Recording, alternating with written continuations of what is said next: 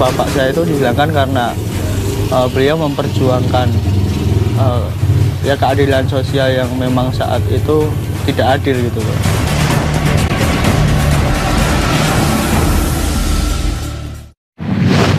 Apabila usul ditolak tanpa ditimbang, suara dibungkam, kritik dilarang tanpa alasan, dituduh subversi dan mengganggu keamanan, maka hanya satu kata, lawan. Jumpa lagi di Realitas. Penggalan kalimat tadi adalah bait terakhir dari karya Widji Tukul yang dibuatnya pada tahun 1986. Sebagian besar dari kita sering mendengar nama Widji Tukul sebagai salah satu orang hilang di Republik ini. Tanggal 26 Agustus lalu, kalau saja masih hidup, Tukul tepat berusia 51 tahun. Namun sayangnya pasca sidang umum 1998, pria ini raib bagai ditelan bumi. Hingga kini tak satupun yang mengetahui apa sebab Tukul menghilang. Ironisnya hingga kini menginjak tahun ke-16 menghilang, tak juga ada kejelasan bagi keluarganya. Berkas kasus Tukul yang menghilang bersama 12 orang aktivis lainnya hanya bolak-balik antara Komnas HAM, Kejaksaan Agung, dan DPR RI. Siapa sebenarnya sosok Tukul dan bagaimana kisah menghilangnya? Simak penuturan anak, kerabat, dan rekan dekatnya hanya di Realitas. Jika menurutku lebih mematikan dari milikmu. Inilah penampilan Fajar Merah dan Fitri Ngantiwani saat manggung di kampus Universitas 11 Maret Solo hari Rabu 27 Agustus 2014. Mungkin tak banyak yang tahu mereka ini adalah anak-anak dari Widji Tukul.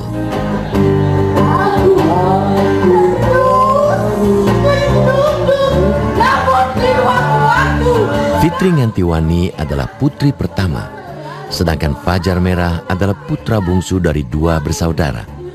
Dua kakak beradik ini sering manggung menyuarakan karya-karya sang bapak, Widji Tukul. Bagi sebagian orang, mungkin puisi-puisi Tukul tidak begitu berarti. Namun bagi anak-anaknya, jelas lebih dari sekedar kumpulan bait berirama. Fitri, sang putri sulung, saat itu mungkin sudah sedikit lebih paham tentang kondisi bapaknya. Tapi lain halnya dengan Fajar yang masih balita. Takkan berhenti meskipun kau bunuh kami satu persatu. Kami adalah miliaran penduduk. Kini Fajar kecil sudah bertumbuh dewasa. Si bungsu ini pun sudah memahami tentang sosok bapaknya. Kalau ngomong menyesal sih, saya juga pernah punya berpikiran. Kenapa saya tidak berharap dilahirkan di dunia ini ketika saya lahir dan mendapatkan masalah yang seberat ini gitu loh. Cuman kalau saya berpikir kayak gitu terus, ya kenapa tidak saya sudahi saja hidupku sekarang gitu. Wah, itu kan walaupun memang mungkin agak berlebihan tapi memang seperti itu gitu kan. Cuman kalau saya berpikir menyesal itu, saya tidak menyesal karena sebenarnya bapak saya itu dihilangkan karena beliau memperjuangkan ya keadilan sosial yang memang saat itu tidak adil gitu loh. Dan saya malah di sini justru merasa bangga dengan apa yang dilakukan bapak, walaupun bapak akhirnya dihilangkan. Bagaimanapun, sosok Widji Tukul memang telah menjadi magnet kuat yang menarik perhatian di Republik ini. Menghilangnya pria kelahiran kampung Sorogenan, Solo, Jawa Tengah, 26 Agustus tahun 1963 ini menjadi sebuah unsolved case yang kisah akhirnya tak juga berujung. Setiap berganti tahun, peringatan demi peringatan pun dibuat untuk mengenangnya, namun tak juga menemui ujung solusi. Baru-baru ini, yang memberikan informasi tentang keberadaan Widji adalah Kiflan Zain. Mantan kepala staf Kostrad ini mengaku mengetahui di mana 12 aktivis dan Tukul dihilangkan. Sayangnya, sampai 2 kali pemanggilan untuk dimintai keterangan oleh Komnas HAM pada akhir Juni lalu, Kiflan tak juga muncul. Waktu itu tidak ada istilah penculikan, karena melaksanakan tugas rencana operasi. Untuk itu Kodam ini, Kopassus ini, Koster ini ditentukan sudah itu.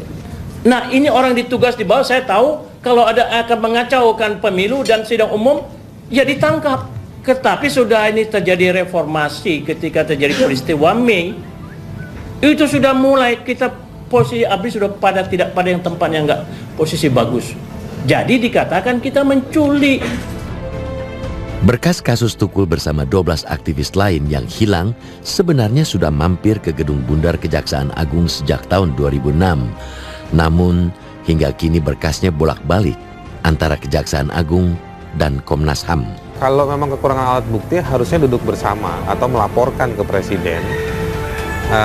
Lalu Presiden bisa memberikan saran bagaimana proses hukum supaya bisa jalan lanjut terus.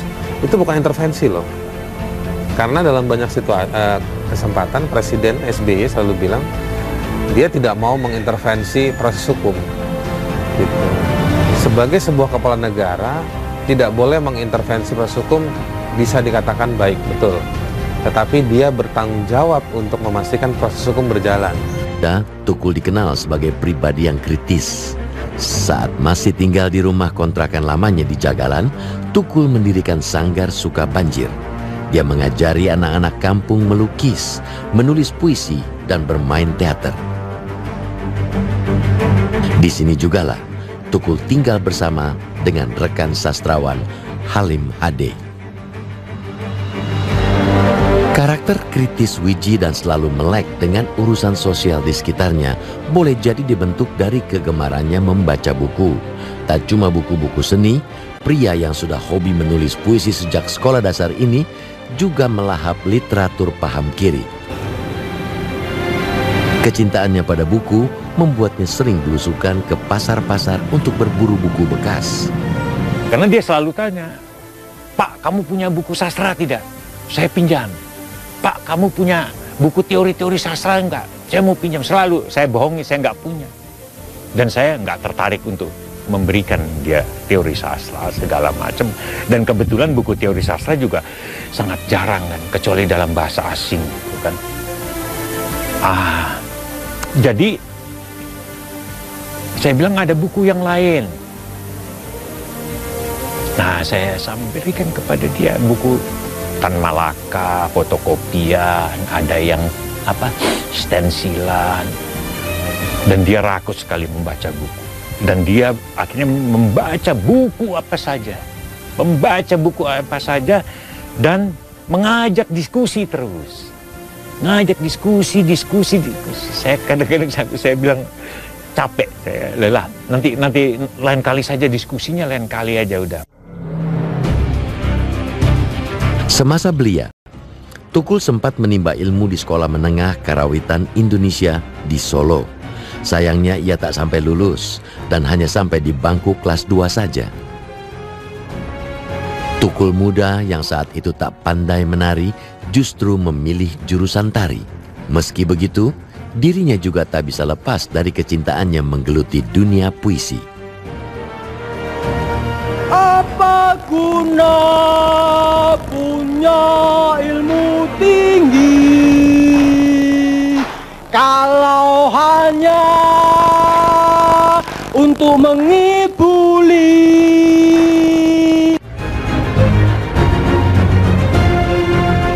Kecintaannya pada puisi boleh jadi tak sekedar aktualisasi diri bagi pemilik nama asli Wiji Widodo ini, sebab sebagian besar perjalanan hidupnya dimaknai dengan puisi.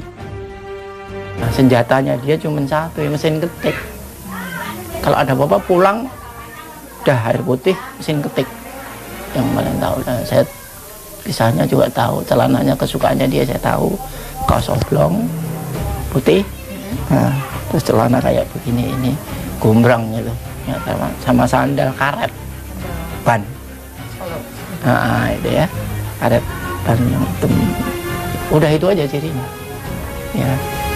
Nah, sampai orang diketahui Mas Tukul ya setelah cedera ini boleh keliput di mana-mana.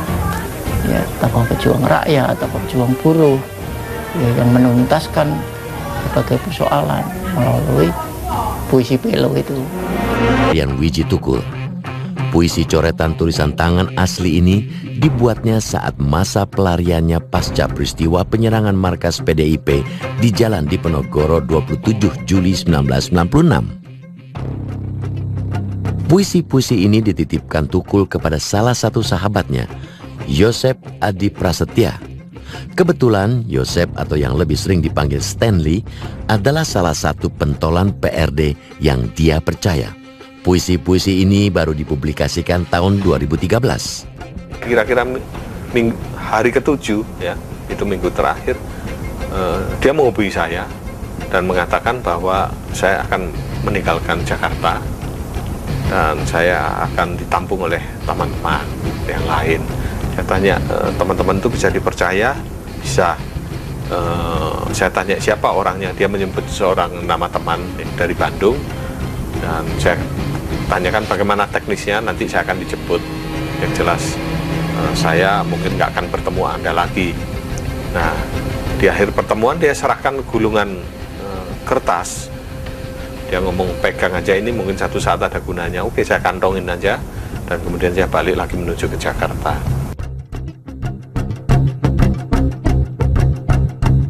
Beberapa puisi ini berjudul dan sebagian lainnya hanya diberikan penanda nomor saja. Melalui puisi-puisi inilah Tukul menyuarakan isi hatinya, ketakutan, dan kemarahannya selama masa pelarian.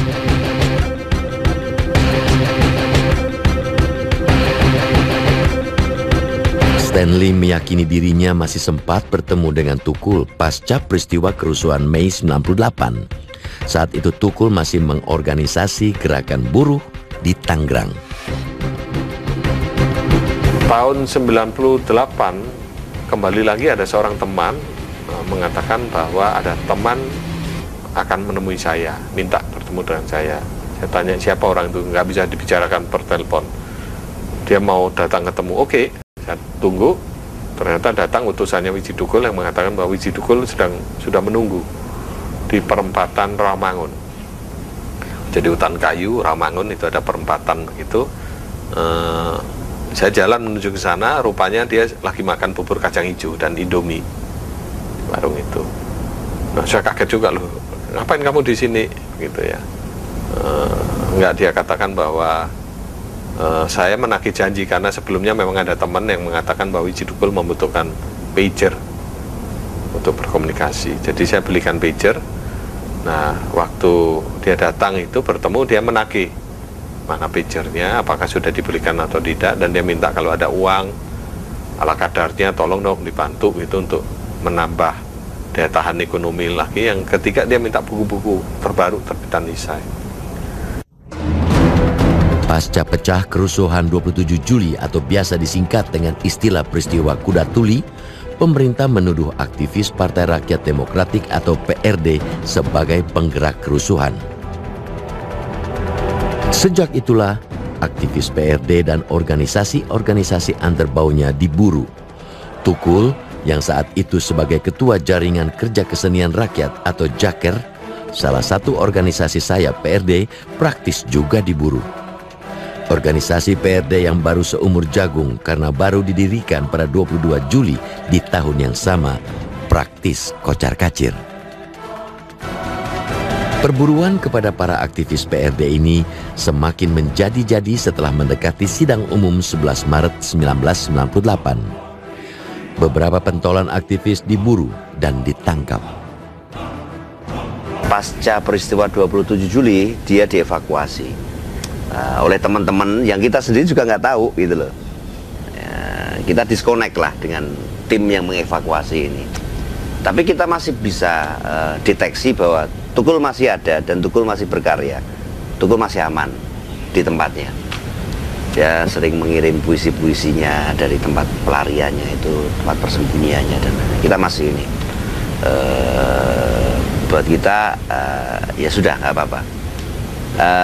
Kira-kira 97 dia kembali lagi ke sini dan langsung bergabung dengan kita. Nah, waktu itu memang sejak 95 itu kan kita ada perubahan strategi ya. Perubahan strategi artinya kita berkonsentrasi di kota-kota besar gitu ya. Pasca memanasnya situasi politik pasca peristiwa 27 Juli 96 memang telah memaksa para aktivis PRD untuk selalu bergerilya alias bersembunyi dengan berpindah-pindah tempat. Cara-cara clandestine pun dilakukan oleh sebagian besar dari mereka. Tukul kan orangnya sudah lebih dulu terkenal gitu ya. Jadi makanya kami tidak izinkan dia untuk tampil di publik semacam itu kan. Sesekali dia misalnya diam-diam menonton pertunjukan film pada waktu itu di Pusat Kebudayaan Perancis, karena itu sebetulnya Tukul punya kesenangan untuk menonton pertunjukan kesenian seperti itu. Saya pernah bersama dia, kami nonton teater diam-diam gitu, masuk ke Pusat Kebudayaan Perancis, menonton film juga, ada festival film. Oh ya, kami mengganti penampilan segala macam. Tukul mengganti kacamatanya, terus pakai topi gitu ya, rambutnya dicukur pendek sekali gitu. Namun nyatanya Tukul tak pernah terdengar lagi kabarnya. Tahun 2000 silam, Tukul akhirnya dilaporkan hilang. Wiji Tukul adalah termasuk satu di antara 13 aktivis yang hilang pada kurun waktu 1997 dan 1998. Secara politik, kita kehilangan 4 kawan, belum kembali sampai sekarang, 1 meninggal. Secara politik ini resiko. Saya mencoba untuk memahaminya sebagai ini resiko politik. Tapi sebagai pribadi, itu, sebagai pribadi tentu berat ya Pak ya. Susah ya bagi saya pribadi untuk harus bilang bahwa kawan-kawan ini cuma hitungan 5 nama gitu.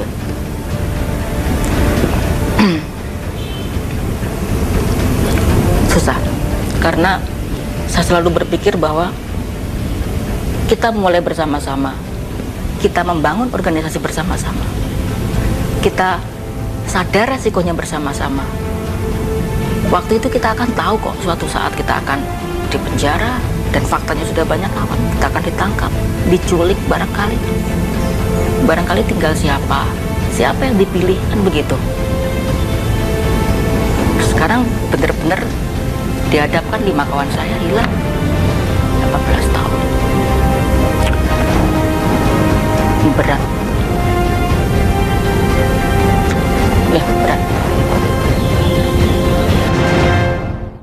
Peringatan setiap tahun selalu digelar untuk memperingati kelahiran para orang hilang. Sejatinya itu bukanlah sekedar seremoni atau HUT. Lebih dari itu, peringatan harus dimaknai sebagai pencatat waktu zaman bahwa keadilan belum diperoleh dan kebenaran belum terungkap bagi setiap mereka. Saya Andini Effendi bersama tim Realitas. Sampai jumpa. Akan berhenti meskipun kau bunuh kami satu persatu. Kami adalah miliaran peluru.